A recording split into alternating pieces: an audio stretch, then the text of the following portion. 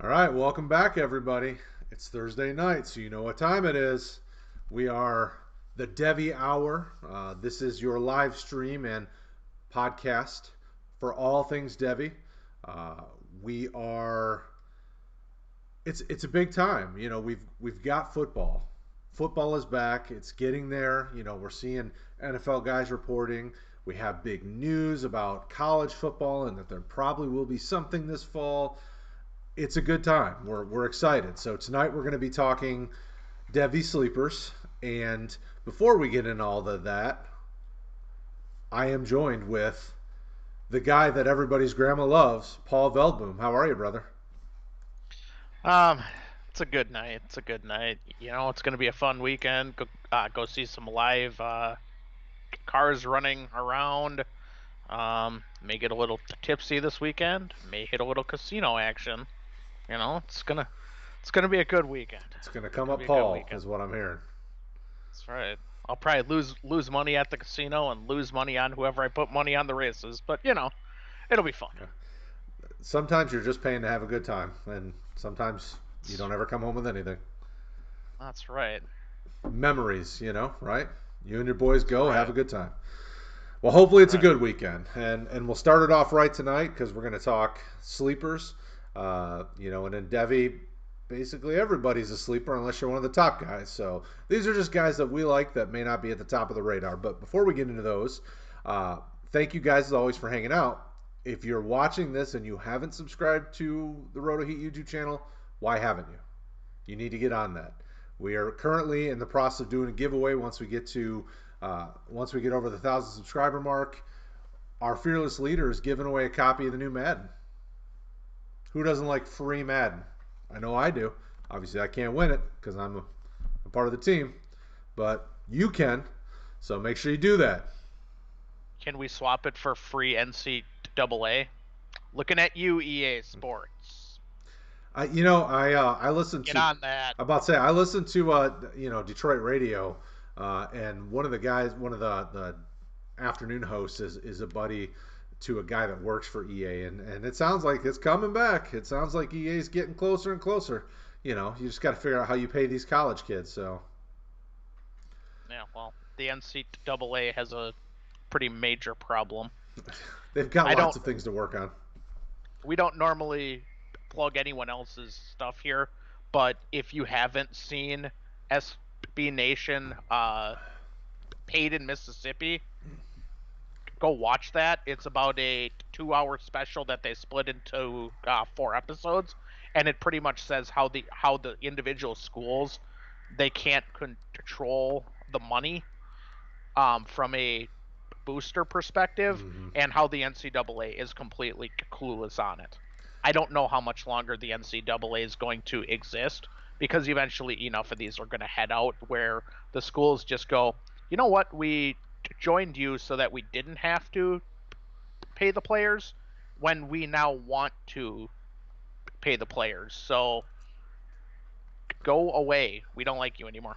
Yeah, I mean, eventually all things have to change. Change is inevitable, but it'll be interesting to see how all of it kind of transpires. And as long as we keep college ball and we do it the right way, whatever that looks like, I think we'll turn out just fine. Speaking of all of that, we have good news. The SEC reported today that they're going to have a 10-game conference only slate beginning September 26th. Yesterday, either yesterday or the day before, ACC, and they included Notre Dame, are going to do the same thing 10 games. It looks like probably you're going to see a lot of this with the big conferences. We haven't seen the Pac 12 come out with theirs yet, but most will probably fall in line where you're going to see, conference only, kind of 10 games. And I'd guess at the end of the season, there's probably a playoff for those top four teams. That's exciting news because that means at the end of next month, or the end of September, about a month and a half, 2 months away, we'll get college ball, and that's huge. How do you feel about that, Paul? Um, I thought it was interesting how the ACC came out first and said that they were going to have the conference plus one, and plus one means you can schedule one non-conference.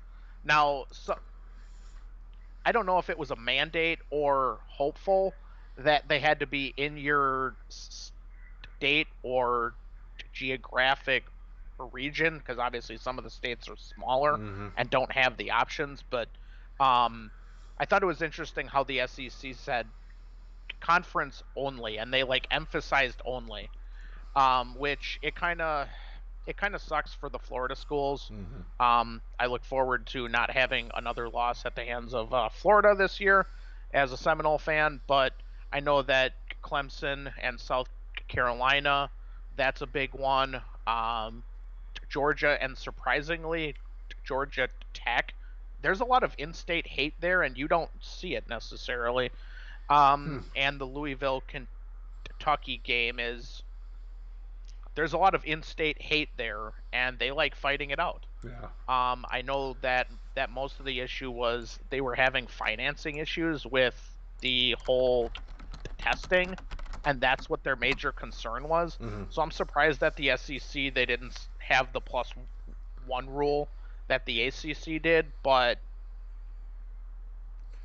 Well, and I think, okay, I we mean, have football. well, yeah, I mean, I think 10 games will still be fine. You have to keep the players safe, and you have to be smart about it. And and we could still see something very similar to what you're seeing in baseball, where they kind of push it off, or they did delay games and things like that. I mean, obviously, two different sports, and I listen to all sorts of different podcasts that will talk about how NFL and even college ball is very much already kind of in its own type of bubble, where MLB guys are going out and partying and they have their rituals and doing the things they do to get ready for a game, where the NFL, it's all very scheduled. You get to the stadium, go through a run through, you go back to the hotel, you have your food, you go to bed. There's not a lot of that kind of mix and match like you do in other sports. But I could see, just because people want to be careful and not spread anymore, they could easily, we're going to hold this off. We're going to push this Thursday game to Saturday, or whatever. And I'd be okay with it as long as we're getting ball in the fall and everybody's staying safe and doing the right things. I'm okay with it. So this news that we've been getting about, the SEC doing 10 games and ACC doing 10 games, and it's good news to me because they're trying to find a way forward. Hopefully they take some of the information that the NFL has been doing with testing and whatnot to make sure the guys are being safe. And I hope they work together to kind of make sure everything moves forward properly because, from the scouting side of things, I want football because I'm already starting to try to get ready for the 2021 draft, so, I need tape. I need to know some of these things and see how some of these guys develop, especially, for tonight's show, we're talking our sleepers, but, these are guys that need to put it on film. When I think about a Devy sleeper, I'm thinking about a guy who either was sitting behind a starter and will need to put something on film for the NFL guys to really get behind him, or a guy that maybe had shown out a little bit last year and is developing. So sleepers are guys that need to put it on the field. They need to put tape out there so the guys in the NFL will want them. So Yep. this is a big year for a lot of all the guys on my list. This is a big year for them. Some of Yep. them are not going to get a chance. I've got a guy on the list who's still got a top 5 asset in front of him that he's just not going to be a starter, but he's a big play upside guy that could still find a way into the NFL, things like that. So for me, that's what I view as a Devy sleeper. Not the same as you'd think of in NFL, where a sleeper is just a guy that could break out. This is a guy that still is developing, and there's still more to the puzzle. So, with that being said, who is your first sleeper? Before we hit that, I'm gonna hit on something you said before. Okay. You said that these guys need to get tape. 3 years from now, 4 years from now, 5 years from now, we're going to have a lot of guys from the smaller schools. I know for a fact that the colleges are having issues with getting film measurements and any other data they can on high schoolers when they in theory have connections. If they're having issues with scouting, I can see what quote unquote should be the top ESPN 300, the 247 100, whatever list you're looking at, Right. how it should look if we have football is going to look completely different than if we just don't.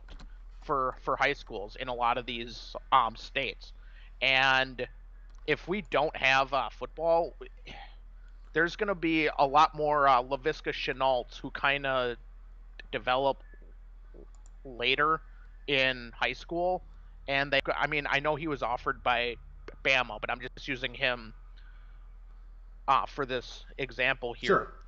For you're going to see a lot of how come this first rounder is out of a school that we've hardly ever heard of. You're going to see more of that in the next 2 year or 3-4 seasons. Once these guys hit the NFL, once we can get some film back on them. But that's assuming we get full film on all these guys, even heading forward. I hope we have football in 2 years, but again, that's a really long tangent there. All right. The first guy I had picked was Graham Mertz, QB out of the school I hate the most, Wisconsin. Um, I thought he was right behind Nix last year, and behind Howell, but he redshirted. He didn't see the field. He sat behind Cohn, and I know Wisconsin fans were sitting there like, all right, well, we know that Cohn is horrible. Let's go ahead and throw him out there. And my answer was, you're not going to make the Rose Bowl or whatever the Big Ten was in last year, anyways. If you put him out there and he shows out. Um, so he sat the year. Um, it, I'm already hearing he's basically assured of the number one spot. I thought he was a solid athlete. I thought the arm was there. I thought the brain was there, at least for what you can tell off of high school highlights, because that's all you get. Mm-hmm. Um, but I guess what were your thoughts about him? I know it's more of a what was your eval 12 months ago, but what were your thoughts? Um, for me, I saw a lot of a pocket passer. Like I kind of, when I watched him play, I was like, okay, this guy, if he goes to an offense where he can just kind of set up in the pocket, go through his reads, not have to rely on trying to make plays on the run and kind of boot outside and do some of those things, I think he could be successful. Wisconsin is not a team that really, it's hard. I mean, outside of what Russell Wilson was probably the last really solid quarterback they've produced. You know, I can't think of too many guys that they've really done a good job in the last few years developing. Thinking of this coaching staff, because I think this staff's been here for a few years now. So, you know, Yep. the talent would appear to be there because you like those pocket pass or pro style type quarterbacks, because there's a lot of that still in the NFL even today. So I think he could definitely be a person that's I would see him as a sleeper, but I think isn't Wisconsin gonna? Was he redshirted last year? Are they gonna redshirt him again this? He was a true freshman Oh, last year he last was a year, freshman. and I believe he saw the field, but he didn't head over like the Yeah, four the 4 game game minimum. Hmm. threshold, so he shirted. So so he, as long as he has the opportunity to compete for the job, and and they don't do anything crazy, he's probably the best quarterback on their roster, which I don't know what that for him. I don't know what that means, because they don't develop their quarterbacks very well. So that's my concern. I could see him easily transferring if things don't go the way he wants, and he would and he could go somewhere else and do some of that, because the interesting thing to me is how much the transfer portal used to be something that people just kind of wrote off, but now it's like quick guys dump and run if they don't like what's going on. And I like that. I mean, for these kids that are trying to set themselves up for a job in 4 years or 3 years or 2 years, why not utilize it? If you see the writing on the wall that it's not going to be good for you, then go. And I think this could be that. What is he, like 6'3", 6'4"? I mean, he's got good size. Yes. Uh, Obviously, he'll continue to put on weight onto that frame, and if he can be around 230, 240, I'm sure that'll be good for him as well. So there's potential there. I mean, if I remember correctly, I kind of looked at my notes on him when you gave me your list. I wrote his arm was above average, which is not amazing, but it's better than probably 75 to 80% of the guys in college. So you know if it For some go ahead. for someone that went round, I don't remember, 17, 18, 19 of your Yeah. pinnacle league, and this is a super flex. He's basically free in like every league. Then he's someone he's someone I want my hands on, especially if you're gonna have um a new to draft and you go, okay, I want one of these top 3 4 selections, and maybe you pay up for it, and then you go, all right, I'll take your fifth, your sixth, your seventh. Mertz might be someone that you just want to be like, all right, come on, casino, I need this. He's it's not that I feel overly okay. This guy's awesome, but he's literally free Right. in most leagues. Well, and depending on the roster sizes, if you can have them, if you've got 10 to 15 roster spots, he's certainly rosterable. I mean, I wouldn't have if somebody drafted him in our XFL league, I wouldn't be upset at him. I mean, one of the guys that's my sleeper I took in ours, I think in the third round this year. So I mean, quarterbacks, unless they're really the elite guys, some guys come out of nowhere, and they have one big year, and then I mean, like look at Trey Lance, who is the cover of our YouTube stream tonight, who is not listed on my sleepers or yours because now he's not a sleeper. 3 months Yeah, ago when we started planning the schedule out, he was still kind of a sleeper. I mean, he had a big 2019, and people were starting to talk about him, but he wasn't nearly as hyped up. Well, now the hype train's left the station. Toot toot. So, yeah. some of these guys could still be that. You know. It's amazing how fast guys go from sleeper to known. In Devy, I remember thinking that Gainwell was a Mm, sleeper, and then like you wake he's up the everywhere. morning after and he's top 40 on everyone's overall board. It's like, well, all right, well, there's another one. Throw it out the list. Right. Absolutely. So, with that being said, I'll go to my first. And my first is a guy I've been drafting, it seems like in every Devy league. So, to me, he's not a sleeper because I think with CD Lamb gone, he's got the opportunity to step in and really shine based on his skill set. And that's Charleston Rambo, wide receiver from Oklahoma. Kid's like 6'2". He's got the ability. So, if you watch his high school tape, you saw a kid that was breaking away from players, and even some of the college footage. If you look at some of the highlights, and not just the highlights, but if you watch him just on a snap basis, he can get away from the corner and get some good separation. But he still needs to develop his route tree. His hands are good, not great. Sometimes he'll try to catch with his body and not just his hands. So there's some things I want to see him develop. But kids on the Blitnikoff watch list. People are starting to see him and get excited about him. Now, obviously, I don't know if he's the most talented receiver on that roster, quite honestly.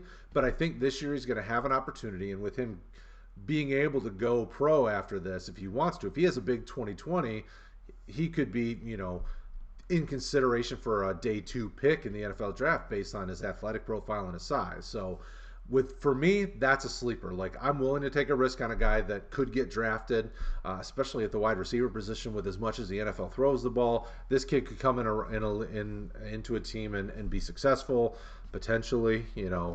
So I'm excited about him. I think he's got some sneaky upside. He's not my favorite wide receiver in college, but one of my top sleepers. What do you think about Rambo? All right, let's hit the good on him first. I like the frame. He's got long arms and he's about 6'2". Yeah, he's only 185 or so, but he's a sophomore. Hopefully he can eat something, hit the weight room, yada yada yada. Um, he can catch with his hands, but he's not consistent. Also, we're going to see a theme that the positives we're hitting on negatives already here. I I think he can cut, but he needs refinement on it. Um, all right, so now that the quote unquote positives are out of the way, I don't think he's nearly as fast as you do. I think he's 4.5 to 4.6. And when you're gonna be not 2 to 10, I need a little bit more. I don't think he's overly quick on the first cut, um, there were some throws that he body caught it a little bit that I saw. Um, I don't see anything more than someone looking at him in round 6 and going, all right, we need you for gunner, we need you for developmental upside. Um, I mean, yes, it's a sleeper, but I think he might be snoring. I mean, just I didn't see No, him that's okay. when I watched him. I'm not expecting you to come on here and agree with me. That would make this show super boring.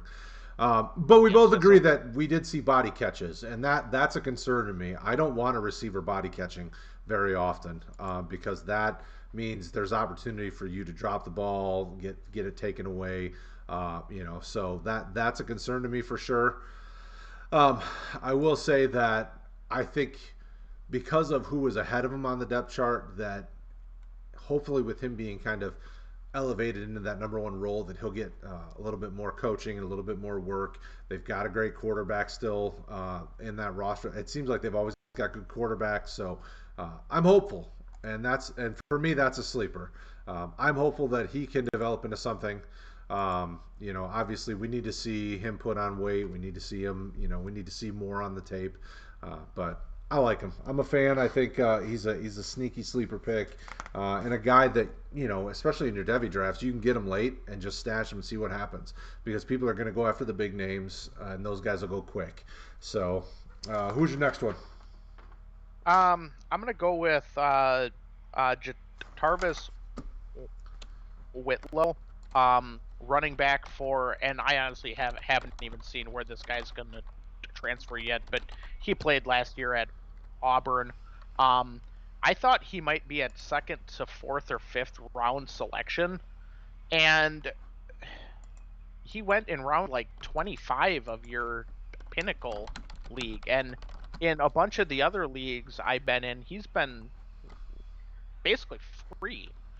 Um, I just thought for his size, he had really solid speed and really good foot quickness. I don't see why there's so much hate against him. And for somebody who showed it in the SEC, I'm willing to. I have him higher than being free. Um, let's see, Jatarvis Whitlow. I guess I should have looked this up before we started. Did he transfer? I guess he entered the portal, but hasn't Yeah, I think some. he hasn't went anywhere yet, which is really unusual. But I mean, obviously, I can't say the big C word, but it, because of that C word, I don't know if he can't visit campuses or whatever.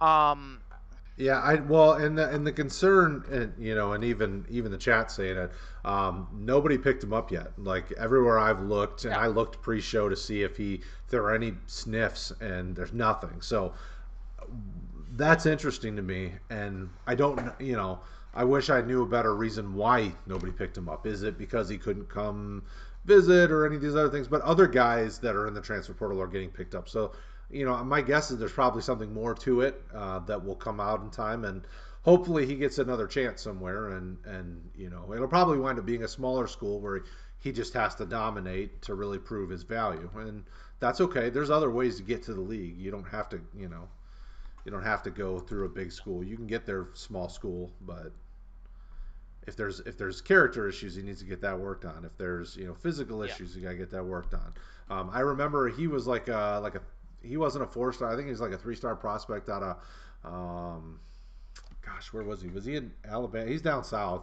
He was like a 3 star yeah. prospect when he came out, but he's got his athletic ability. Never seemed to be when I watched any of the footage of him. It never seemed to be my concern. So you know, oh yeah, so our boy Shane over in the chat, is saying that the rumors are his fallout with the Auburn staff shows some character issues. Not that he likes the Auburn staff and their attitude either. So, yeah, That wouldn't surprise me. yeah, Auburn doesn't always handle things right either way. So, yeah, I mean, Auburn. so he's. I remember him having a pretty solid athletic profile. When I looked at my notes, I didn't. My concerns had nothing to do with that. So, Okay, and who was your second? so my second is a guy that is not going to be a starting running back on his team this year. Lynn J. Dixon from Clemson. The thing I like about him is every time he gets a chance, he has the ability to make big plays. Um, I don't think he's got Travis Etienne ahead of him. There's no way you're beating him out. Travis Etienne is a very solid running back. Some people love him, some people aren't as hot on him, but he's better than Lynn J. Dixon. Lynn J. Dixon kind of is one of those big play threats. Get him out in space, let him try to make some things happen. But I think there's a role for that in the NFL, and I think that's a draftable role. He's not, he's a day 3 pick, probably 5, 6, somewhere in there, but he can easily carve out a role for himself in the NFL. I like his hands. I didn't think they were amazing, but I think they were very sufficient. Um, Obviously, the knock on him for me is that he couldn't beat out Etienne, and I really wanted to see that because coming out of high school, there was a lot of hype around him, and then he just couldn't beat out Etienne, which I don't blame him. Etienne is he'll be probably a second or third round running back in the NFL draft this year. So Yeah. how do you feel about Dixon? Um, I the notes I have were B minus acceleration. Um, I if you're gonna be 190, which he is, and let's say he's gonna be 200 when he's draft Mm-hmm. eligible, I want to see more quickness, not only in terms of the acceleration but speed, and I didn't see it out of him. I thought that his vision was really solid, um, but there were also some pretty open holes because, well, Clemson versus not good school, that tends to happen. Yep. I thought that he played really tall, and he tries to dance around things versus getting low and using his feet. I I'm really concerned that it's not gonna translate. I know you don't want to be fat in the hole, but he gets himself really tall and really skinny when he's not in the hole, and you're not going to shake many tacklers like that. I just think he's a limited athlete, and he reminded me of a former FSU guy, Travis Minor. Mm. Just someone who was all right. I think he went in the third round of the NFL draft, but he should have went round 4, 5, 6. And I don't know if I see anything other than round 5 through UDFA for him. Um, he should make it, but I'm not a fan. Yeah, I got a very much a TJ Yeldon vibe, you know, kind of his running style, but a less explosive, if that really Yeah. can be. So, I think he's a sleeper. I think he's got potential, sleeper potential. But the guys that I picked are guys that I would stash at the back end of my Devy roster. These aren't priority guys for me. So these are guys I think with a good solid year worth of tape have the athletic profile, have the ability potentially to get to the league and make some sort of fantasy impact. Uh, but we'll see. What is your next guy? The next one here is going to put Shane to sleep for the next couple minutes because we discussed him after the stream last week. Jamon Osborne, wide receiver out of A&M. Um, he had the profile.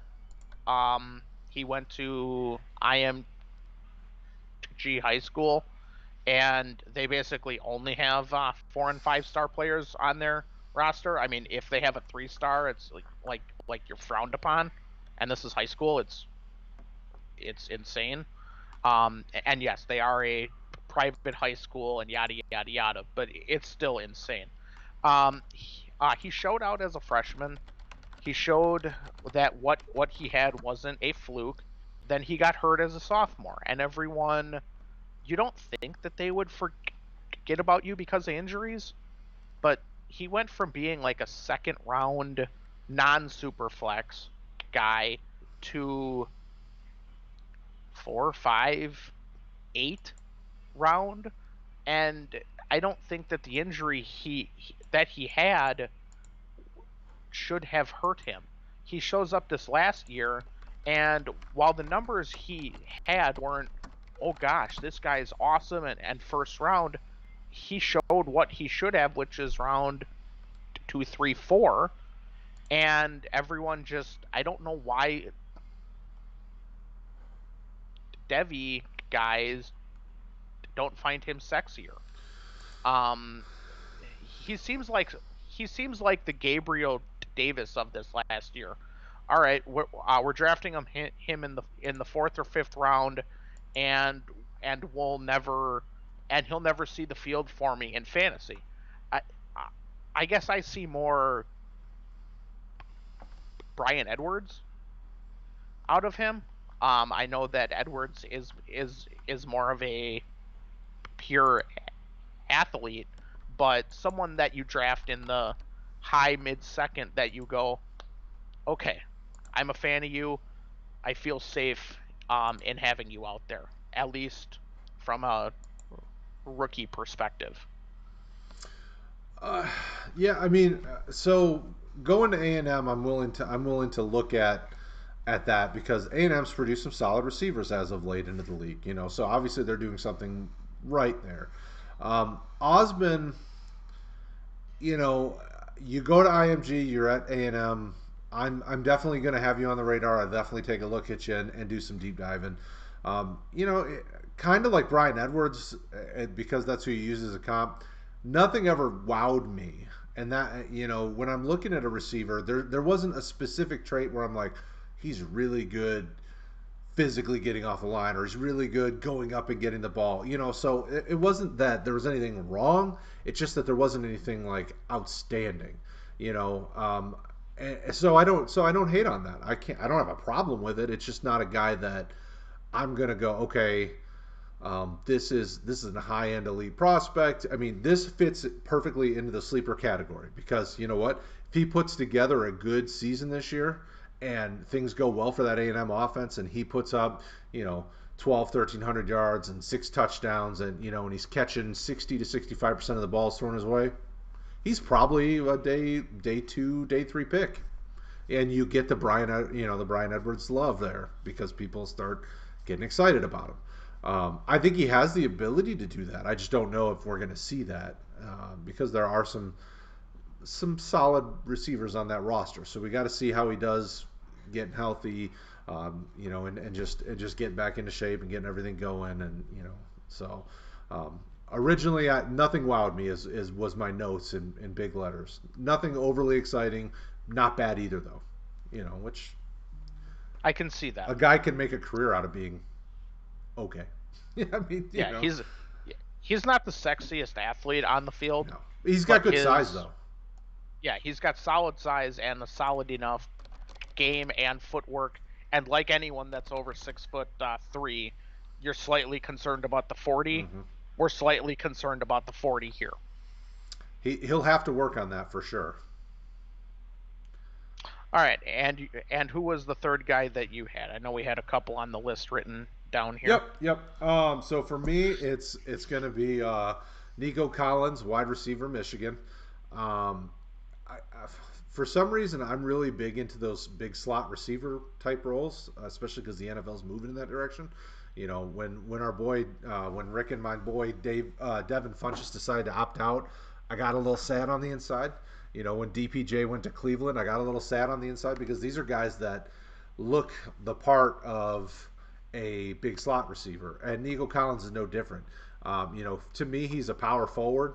Not the most amazing speed, but at Michigan, he's going to be their number one because he's their senior. Tariq Black went to Texas. DPJ's in the league. He's the kind of the elder statesman of the group, so he's going to get action. The unfortunate thing is that Michigan's offense continues to be a dumpster fire. So I pray to all things that are holy that Dylan McCaffrey or one of these quarterbacks can step up and start being a quarterback, because we haven't had one of those in a while, whether it's Joe Milton or McCaffrey or any of the three guys that are there. Uh, for me, the thing that concerns me about him is just that uh, I see him as a big power forward. He does a good job catching the ball. I think he figures probably more like an X type receiver, which we'll see. I mean, I don't know how well that'll go for him. Um, he doesn't have any big playability, so he's going to be either a red zone threat or a guy that's kind of your chain mover. So that's not sexy, but there's still a role for it. I mean, the dude's like 6'4", 6'5", and he's not a tight end, so he is actually just a receiver. So, what's your Yeah. thoughts on Collins? Um, I don't think he's a sleeper. How dare you? I think the guy's probably a second or third round selection next year. Huh. I think he's probably faster than what you're giving him credit for. Um, I don't I don't think he's a slot. I think he plays X in the league. I think someone's gonna sit there and go, there's enough corners in the league that are squatting and have speed that we're gonna go, you know what? I'm gonna throw him out there and I'm gonna watch the 5'11" corner defend this and get scared when he can't. He has enough body control when they throw it up that, uh, uh, like I said, I think the guy's a second or third round selection. That I don't think that that's a sleeper. I agree 100% with what you're saying about him. I thought he was the best receiver Michigan had this last year, and that included a guy that's in the league now. Yeah, but man, I like DPJ so much better. I thought he had overall just kind of a better skill set, and it just never got utilized. Obviously, we know that they had trash at quarterback, so what can you do? But Well, well, he's a better uh, pure athlete, right. but as far as a football player, he's not a better football player. See, the concern I have for when you said the X receiver role for Collins is that it takes the dude a little bit of time to get up to speed, and as an X, I would think you need to do a little bit more. Like he needs to be able to get to the top end without having the corner give him an extra buffer so that he can get up to speed. Like that's the concern I have. Where I'm like, you know what, just let him be that big slot and really tear it up there because your nickel corners are 5'9", 5'10", 5'11". But so I mean, heck, if he goes in the second, third round, great.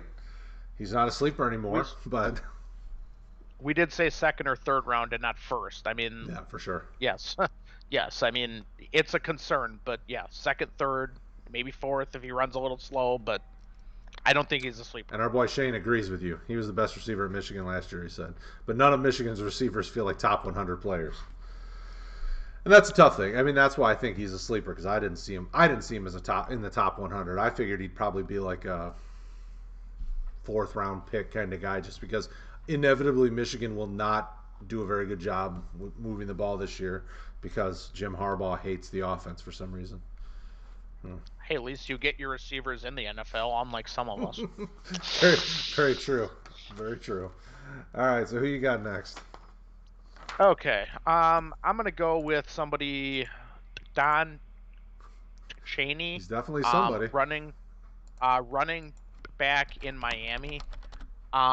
He just has so much functional speed, and we've said it before, but it's hard to sit here and go, we're watching high school film. How does this look to college, much less the NFL? Mm-hmm. But he played in the Miami area, and there's a lot of fast little squirts down there in Miami, and he's clearly faster than everyone else on the field.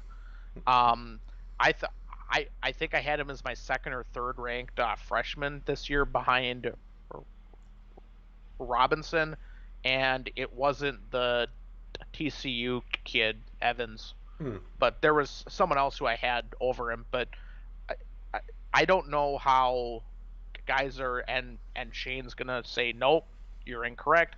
I don't know how there are guys who have Marshawn Lloyd ahead of this guy. Um, I would just rather have the guy who I think he's got a more solidified floor, just because he can catch also, and with that speed, I'm willing to maybe take the floor over the ceiling of some of these other ones.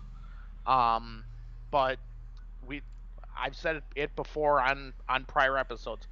I'm not overly concerned about what happens when you get in the NFL. We're trying to get you to the Tuesday night show, not necessarily what you do when you're on the Tuesday night show. Yeah, So I'll take the floor. well, when I was prepping for the show, he reminds me a lot of Marlon Mack, you know, and I've seen a few places say that as well. So it was I felt kind of comfortable when I saw a couple of other outlets say that very similar style. The thing I think that Cheney has over a guy like Mack is he's got better long speed. Like the dude, anytime I've watched anything on him, I'm like, this kid can get away from people. Um, I think that I think the reason people have Lloyd ahead of him is just experience. I think they want to have. I think by the time we get to the end of the season, I could easily see Cheney being kind of the leader in the backfield. If they really give him a shot. So, but I like Lloyd a lot. I think, and I agree.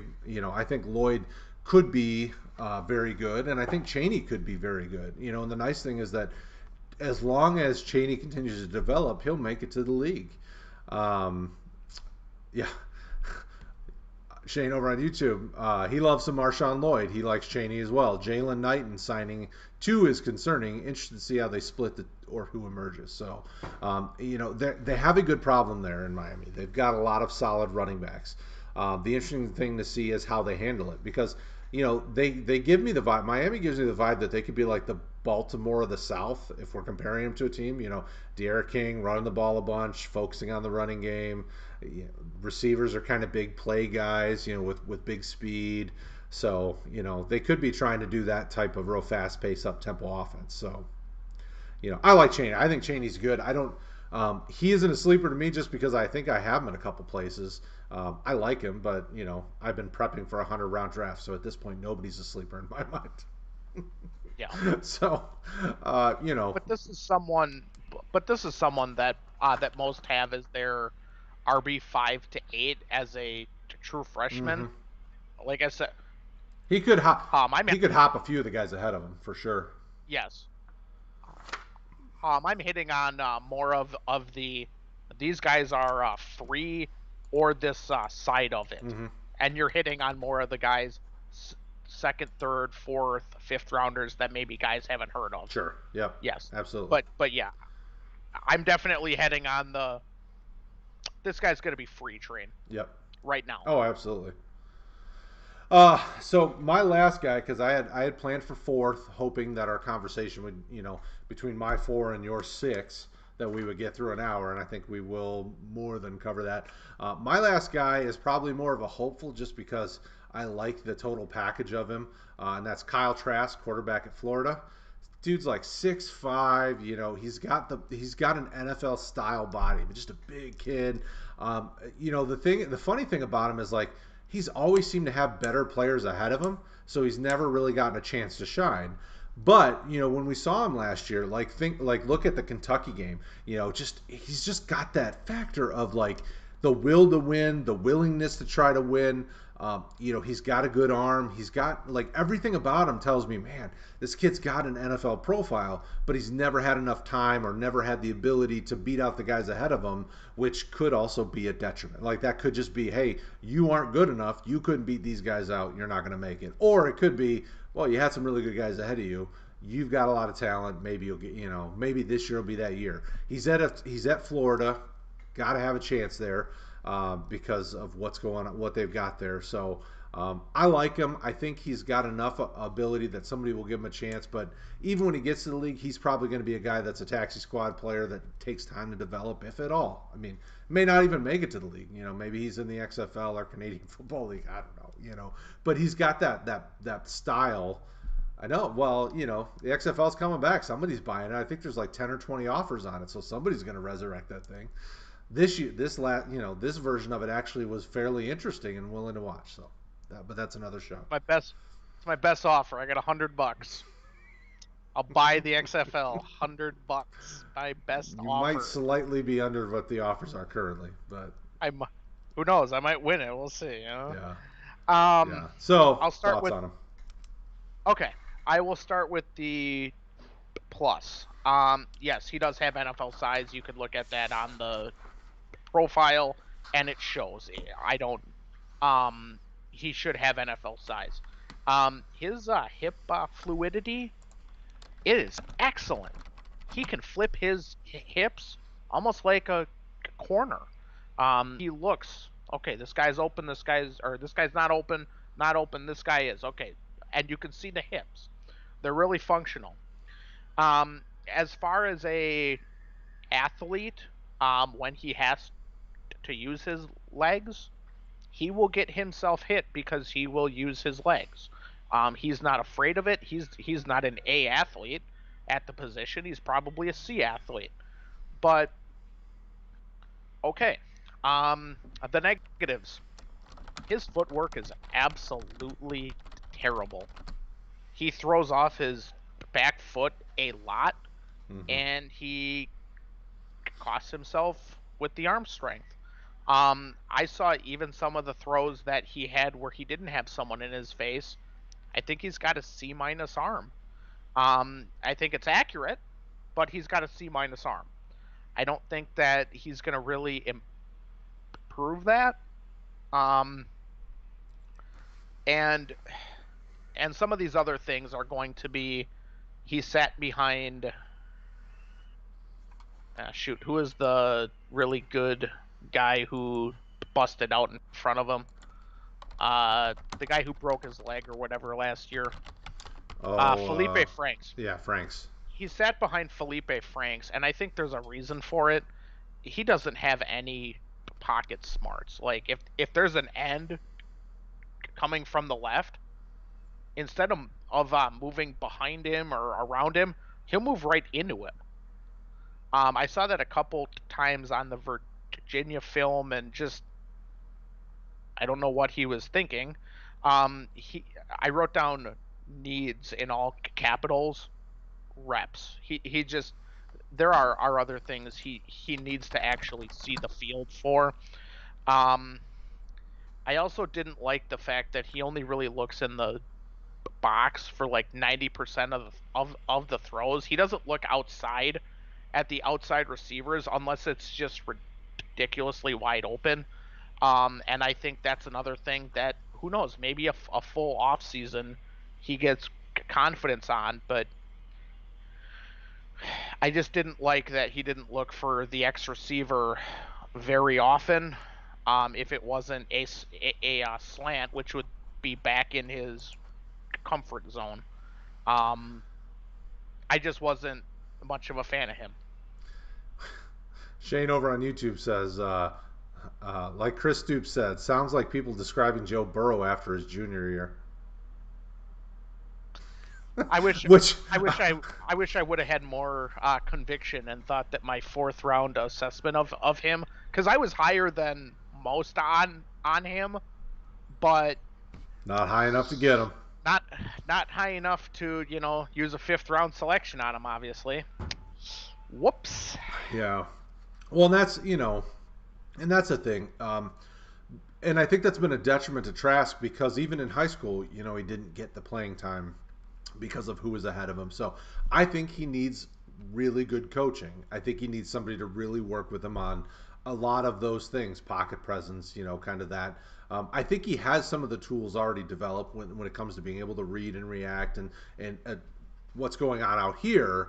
But it's feeling the pressure, sensing things from the blind side, sensing, and some of that where I'm like, he needs some work. Um, I hope Florida can help him with that. I don't know if they can. I don't know that I trust that coaching staff all that well, but that could just be me. Maybe they're better than I think they are. I But I'm hopeful. I like Trask. I think he's got potential.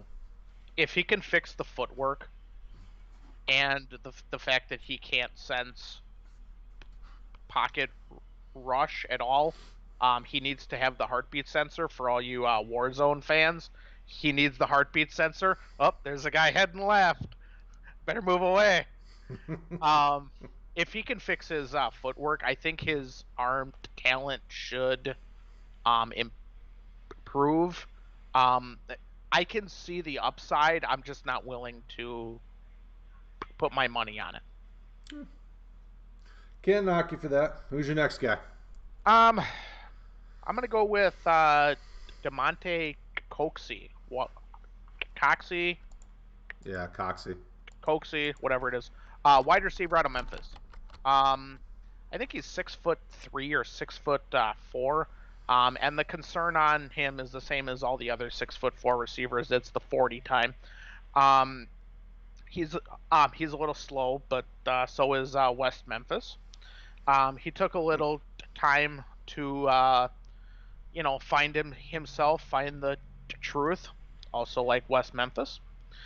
Um, but when the ball's in the air, he's really functional.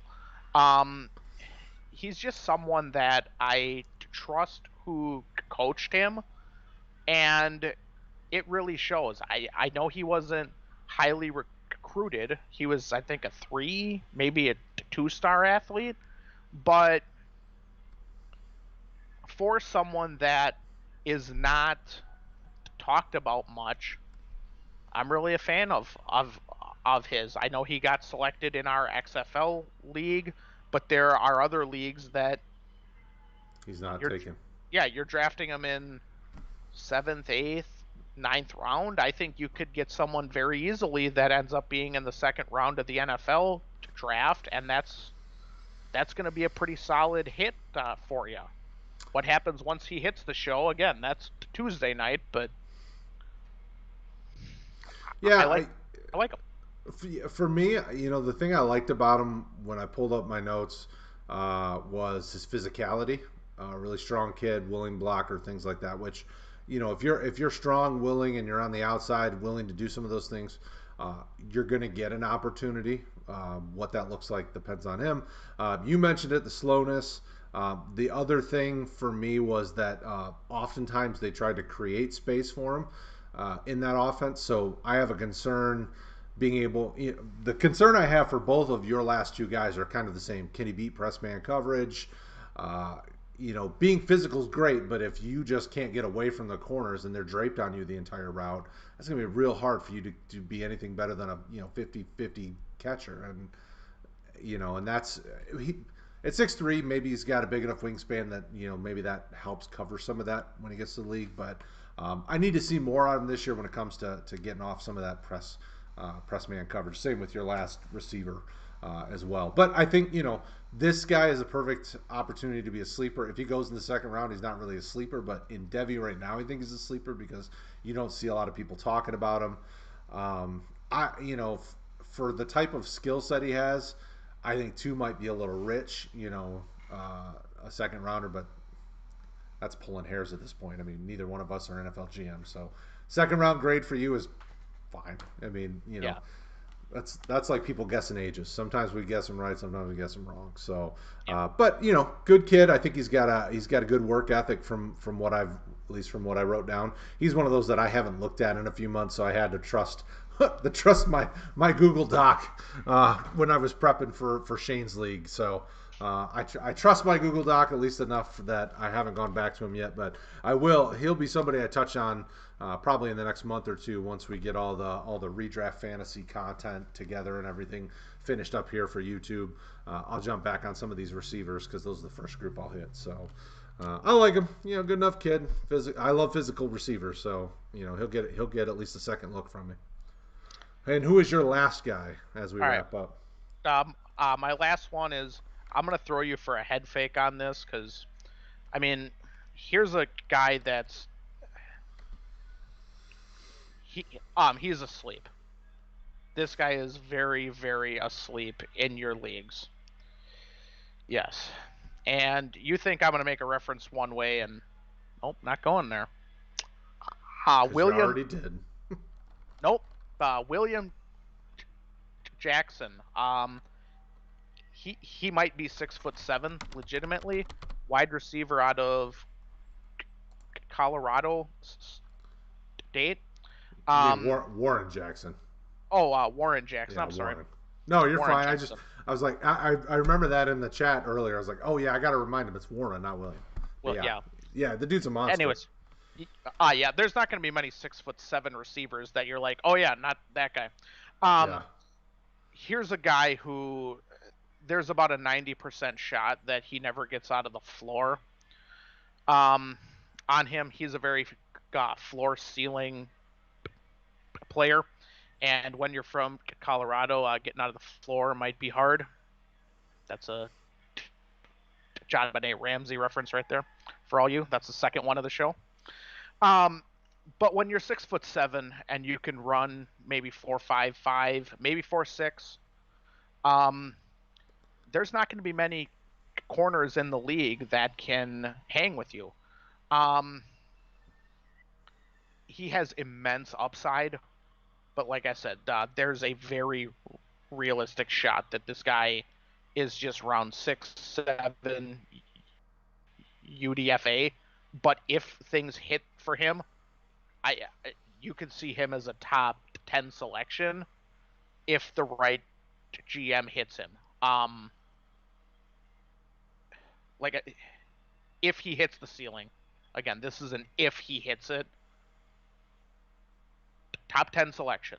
He should miss, and we'll see, but you don't coach functional 6'7", and two, I don't remember what he was, 220 or something, but he was pretty thick as well. What were your thoughts on him? He's another one of those that can't get off the man coverage. His route tree is super underdeveloped. For me, he's kind of a red zone threat. He's gonna beat everybody. But at 6'7", yeah, you're a red zone threat. I mean, chuck it up there, and you've already got 5-6 inches on the guys, on your corner. So, I think there's definitely a position in the NFL for a guy like him. I want to see more. He was highly productive in his what was his junior season, if I remember correctly. Uh, so there's potential, but I would love to see a little bit more on the route tree. That would be the biggest thing for me. That's kind of my biggest worry. Not beating press man and being 6'7", you're probably going to be able to do better getting those jump balls than Coxie, who we just talked about, who's 4 inches shorter than you, potentially 5, depending on how tall Coxie really is, if he's 6'2" or 6'3". So yeah, I mean, so there, that's a sleeper pick because he could, like you said, he could be a UDFA, he could be a much earlier drafted player. So this year will be big for him. He needs to get on the field, he needs to put tape together. We need to see more from him in some of those areas, but I like it. I think it's sneaky, which we like as sleepers. We like guys that could, all of a sudden blow up. And this time, come February, people are talking about him as like, the next big thing. So you like those kind of Yeah. guys, and and Colorado State's produced some receivers. It's not like they don't know how to get them to the league. So this staff, I think, could help them. I don't hate it. Yeah. I like it. And we've said before that you look at the dynasty rankings. Go ahead and look at last year's to right now. Mm-hmm. They look mostly similar. Go ahead and look at the Devy ranks, and even All of them. take out the guys who are now in the league. It's insane watching the stock market on these guys just shoot through the floor and shoot up. Mm-hmm. So don't be afraid to take guys that you go, all right, I see one trait and another one that might hit. You don't need all three or four. We're going to see what's going to happen. The clear number one selection this year, Burrow, was somebody that the guys who were high on him thought he was a fourth rounder. Take who you like, because at least at the end of it, you can go, all right, I screwed up or I hit. Yep. You're not going to look and go, all right, I blame this YouTube personality because I like him. I'm not saying you go out and select Osmond because I said so. I'm just saying go watch the film and decide yourself. Yeah, I mean, What? and ultimately these are guys that we like, and we Yeah. both don't like all the same guys. I mean, half my list you didn't really care for, and that's okay. That's why I drafted them, because I like them. And that's the Yep. great thing about Devy is there's, not only is there such a huge player pool to choose from, so there's a lot of different flavors, a lot of different things that you can go for, and that's the fun thing about Devy is you got to do your homework, and you're going to be wrong more than you're right, and we never admit to being right 100% of the time. What we are is prepared. We're willing to help.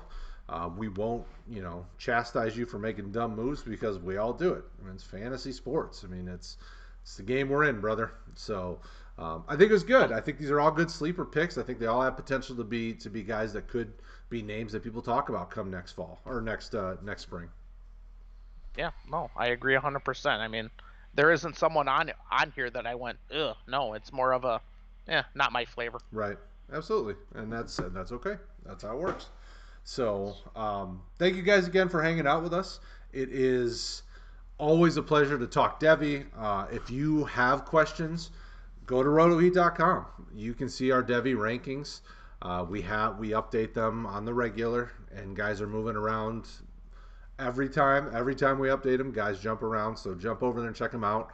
If you want to see more of what Paul and I think, tune in every Thursday night, 9:30. If you have not checked it out because you haven't been on YouTube, hopefully you're on the podcast world. We are a podcast. You can find us on Apple Podcasts. So jump over there. The Devy Hour, easy to find. We make it simple for you. If you have questions, make sure you do that. Paul is our Facebook admin, the ultimate allower of all things Facebook. So if you want to talk Devy, go find him there. Obviously, my Twitter handle is below. At RotoHeat Fantasy is the main Twitter handle.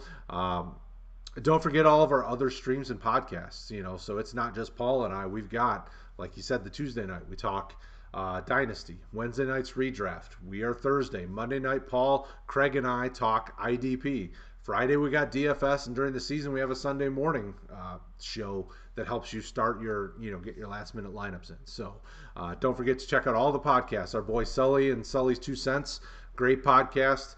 One of the most entertaining and fun listens that you'll have all week because Sully does a great job. He's a one-man band. Thank you to guys that hung out with us on Facebook. Everybody go show some love for our boy Shane P. Hallam over on the Twitter sphere, or at Pinnacle of Devy as well, to keep up with all of our 100-round Devy selections. We love to talk Devy, so find us wherever. For Paul and the rest of the team, you guys have a good night. Don't forget, tomorrow night at 9:30, we'll be talking